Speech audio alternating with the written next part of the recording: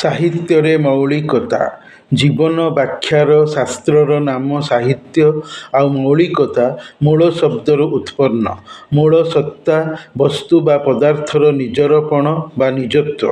ମୂଳ ନଥିଲେ ମୌଳିକତା ନଥାଏ। ମୌଳିକତା ହେଉଛି ଏକ ଥିବା ଏବଂ ଖୋଜିବା କାର୍ଯ୍ୟକ୍ରମ। ନଥିଲେ ଖୋଜି ହେବ ନାହିଁ। ମୌଳିକତା ସାହିତ୍ୟର ରଚନାରେ ଥାଏ। ରଚୟିତା ନିଜ ରଚିତ ସାହିତ୍ୟରେ ରଖେ, କାରଣ ନିଜକୁ ନିଆରା ବା ଅଲଗା ବା ସ୍ୱତନ୍ତ୍ର କରି ଦେଖାଇବାକୁ। ମୌଳିକତା ପ୍ରଥମେ ଲେଖକର ଭାବନାରେ ଆସିଲେ ଯାଇ ତାର ଲେଖାରେ ଆପେ ରହିଯାଏ। ତେବେ ମୌଳିକତାକୁ ସାହିତ୍ୟରେ ଖୋଜିବାର କାରଣ ହେଲା, ଗୋଟିଏ ବିଷୟ ବା ପ୍ରସଙ୍ଗରେ ଅସଂଖ୍ୟ ସାହିତ୍ୟ ସୃଷ୍ଟି ହେଉଛି ବା ଲେଖାଯାଇ ପାରୁଛି। ଅଗତ୍ୟା ଆମେ ସାହିତ୍ୟରେ ଯଦି ମୌଳିକତା ଖୋଜିବା ନାହିଁ, ତାହେଲେ ସାହିତ୍ୟର ବିଶେଷତ୍ୱ, ତାହାର ଅଲଗାପଣ ଜଣା ନଗଲେ ସାହିତ୍ୟର କଳାରାଜ୍ୟରେ ତଥା ସୃଜ୍ୟମାନ କ୍ଷେତ୍ରରେ ଅବସ୍ଥିତି ସାଧାରଣ ହୋଇ ରହିଯିବ, ଅସାଧାରଣ ହୋଇପାରିବ ନାହିଁ। ଯେହେତୁ ଗୋଟିଏ ବା ଏକା ବିଷୟରେ ଅସଂଖ୍ୟ ସାହିତ୍ୟ ଲେଖା ହେଉଅଛି, ବିଶେଷ କରି ତୁଳନାତ୍ମକ ସାହିତ୍ୟ କ୍ଷେତ୍ରରେ ତାହା ମୂଳ ସୃଜନଶୀଳ ସାହିତ୍ୟ ହେଉ ଅଥବା ସମୀକ୍ଷାତ୍ମକ ସାହିତ୍ୟ ହେଉ।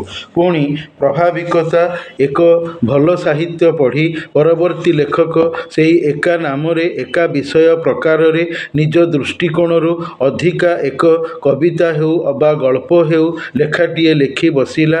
ଉଦାହରଣ ସ୍ୱରୂପ ମାଟି ନାମରେ ଏକାଦିକ୍ରମେ ଅସଂଖ୍ୟ କବିତା ରଚନା ଅଛି। ରାଧାମୋହନ ଗଡ଼ନାୟକଙ୍କ ମାଟି, ବୈକୁଣ୍ଠନାଥ ପଟ୍ଟନାୟକଙ୍କ ମାଟି ଏବଂ ମୃତ୍ତିକା ଦର୍ଶନ କବିତା, ଭକ୍ତକବି ମଧୁସୂଦନ ରାଓଙ୍କର ପୃଥିବୀ ପ୍ରତି କବିତା, ମାୟାଧର ମାନସିଂହଙ୍କର ଧରଣୀବାସ କବିତା।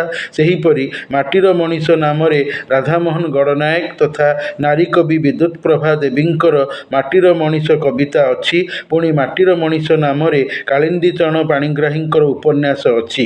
ସେହିପରି ଫକୀରମୋହନଙ୍କର ରେବତୀ ଗଳ୍ପକୁ ଆଧାର କରି ଭିତ୍ତି କରି ନାମ ଚରିତ୍ରକୁ ବି ଅକ୍ଷୁର୍ଣ୍ଣ ରଖି ଅସଂଖ୍ୟ ରେବତୀ ଗଳ୍ପ ପରବର୍ତ୍ତୀ ସମୟରେ ସୃଷ୍ଟି ହୋଇ ରଚିତ ହୋଇ ସାରିଲାଣି। ସେଥିପାଇଁ ଏତେ ସବୁ ଏକା ନାମର ଗୋଟିଏ ଭାଷାର ସମଜାତୀୟ କବିତା ତଥା ଭିନ୍ନ ଜାତୀୟ ଗପ ଓ ଉପନ୍ୟାସ ଲେଖାଯିବା ପଛରେ ଆକର୍ଷଣମୟତା, ସମଭାବାପନ୍ନତା ଏବଂ ନୂତନ କିଛି ଲେଖା ଜରିଆରେ ପାଠକଙ୍କୁ ଦେଖାଇବାର ପ୍ରଯତ୍ନଶୀଳତା ସାହିତ୍ୟର ସୃଷ୍ଟି ରଚନାରେ କାହିଁକି ରହିଲା, ଏହାର ଖୋଜିବା ଅନୁସନ୍ଧାନ କରିବାର ଅଭିନବ ମନୋଭାବ ନିମିତ୍ତ ସାହିତ୍ୟର ମୌଳିକତା ଗୋଟିଏ ସାହିତ୍ୟ ସୃଷ୍ଟି ପାଇଁ ହେଉ ଏବଂ ସାହିତ୍ୟରେ ମୌଳିକତା ସମୂହ ସାହିତ୍ୟ ସୃଷ୍ଟି ପାଇଁ ହେଉ, ବହୁବଚନର ବ୍ୟବହାର ଅର୍ଥ ଦିଗରୁ ରେ କୁ ନିଆଯାଇ ଅନୁସନ୍ଧିତ୍ସୁ ସମୀକ୍ଷକ ବା ସମାଲୋଚକ ପକ୍ଷେ ଏକ ସାହିତ୍ୟପ୍ରିୟତା ପାଇଁ ନୈତିକ ତଥା ଆଦର୍ଶ ଉଚିତ କର୍ତ୍ତବ୍ୟ ପ୍ରଦର୍ଶନ, ପ୍ରଖ୍ୟାପନ, ପ୍ରେରଣା ଆନୟନ ହୋଇପଡ଼େ। ଯେମିତି ଇଂରାଜୀ କବି ବାଇରନଙ୍କର ଲେଡି ଅଫ୍ ଦି ଲେକ୍ କାବ୍ୟ ପଢ଼ି କବିବର ରାଧାନାଥ ରାୟ ଚିଲିକା ନାମକ ଖଣ୍ଡକାବ୍ୟ ଲେଖିଲେ। ଆଉ ଚିଲିକା ନାମକ ପ୍ରକୃତି ବିଷୟକ କାବ୍ୟ ପଢ଼ି ଅଧ୍ୟାପକ ଜୟକୃଷ୍ଣ ମିଶ୍ର ଅଂଶୁପା ନାମକ କାବ୍ୟ ଲେଖିଲେ, ଯେଉଁଥିରେ ଅଛି ଅଂଶୁପା ତୋ ନୀରେ ପଡ଼ିଗଲେ ଖରା, ତୀର ବଂଶ କୁଞ୍ଜେ ଡାକେ ବଂଶ ମରା, କଳ ରବେ କେହୁ କହେ କଳହଂସ, ନିଜ ବଂଶେ ଆହା ନହୁଅ ନୃଶଂସ, କାହିଁ ଚାହିଁଅଛି ମୀନକୁ ଯମୁନା, ଏକ ଲକ୍ଷେ ତାର ସେହି ସେ ନମୁନା। ଅଂଶୁପାରେ ସୂର୍ଯ୍ୟୋଦୟ ନାମକ କବିତା ମୋର ଆଇଏ ଓଡ଼ିଆ ଅପସନାଲ ଶ୍ରେଣୀରେ ବ୍ରହ୍ମପୁର ବିଶ୍ୱବିଦ୍ୟାଳୟ ଅଧୀନ ଓଡ଼ିଆ ଇଚ୍ଛାଧୀନ ପାଠ୍ୟକ୍ରମରେ ପଢ଼ାଯାଇଥିଲା।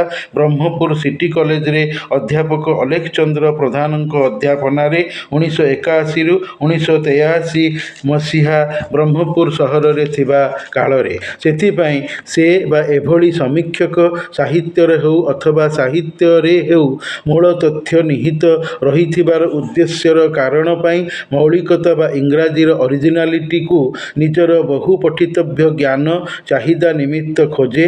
ଖୋଜିକି କାହିଁକି ସମପର୍ଯ୍ୟାୟବାଚୀ ପରିସରକୁ ଧ୍ୟେୟ କରି ଆଶ୍ରା କରି ସାହିତ୍ୟ ଲେଖାଗଲା ବା ଲେଖାଯାଇ ପାରିଲା, ଏହାର ସତ୍ୟତା ଆବିଷ୍କାର କରିବା ମୌଳିକତାର ପ୍ରକୃତ ପ୍ରକୃତ ସାର୍ଥକତା। ଅନ୍ୟର ସାହିତ୍ୟ ନ ପଢ଼ିଲେ ନିଜେ ତାଦୃଶ ବା ସେଇମିତି ସାହିତ୍ୟ ଲେଖିବା ସାଧାରଣ ପକ୍ଷେ ସମ୍ଭବ ନୁହେଁ। ପ୍ରଭାବ ଓ ପ୍ରକର୍ଷ କାମ କରେ ବୋଲି ସମନାମୀୟ, ସମଜାତୀୟ ଅବା ଭିନ୍ନ ଜାତୀୟର ସାହିତ୍ୟ ସର୍ଜି ସାହିତ୍ୟ ସୃଷ୍ଟିର ବହୁମୁଖିତା ପ୍ରମାଣିତ କରାଇବା ପ୍ରକୃତ ପ୍ରତିଭାବାନ ଲେଖକର କାମ। ଜାତୀୟ ବିଜାତୀୟ ହୋଇ ଲେଖାର ତଥ୍ୟ ବା ପ୍ରସଙ୍ଗ ବିସ୍ତୃତ ହୋଇ ପଡ଼ିଛି। ତେବେ ପ୍ରକୃତ ଅଭାବ ହେଲା ଲେଖିବା, ପୁଣି କେମିତି କୋଉ ଅଭିନବ ମାର୍ଗ ଅବଲମ୍ବନ କରି ଲେଖିଲେ ଲେଖାଟି ଅନନ୍ୟ ହୋଇପାରିବ। ପ୍ରଭାବରେ ବି ପ୍ରାମାଣିକତା ଥାଏ। କଥାରେ ଅଛି ପରା, ନେଇ ଆଣି ଥୋଇ ଜାଣିଲେ ଚୋରି ବିଦ୍ୟା ଭଲ। ସାହିତ୍ୟିକ ମାତ୍ରେ ଚୋର ବା ପ୍ଲାଗିଆରିଷ୍ଟ। ତେବେ ଚୋରି କରି ଚୋର ଜଣା ନ ପଡ଼ିବା ହେଉଛି ସାହିତ୍ୟ ସୃଷ୍ଟିର ସ୍ଥିତ ନିଜର ପଣର ମୌଳିକତା ପ୍ରଦର୍ଶନ।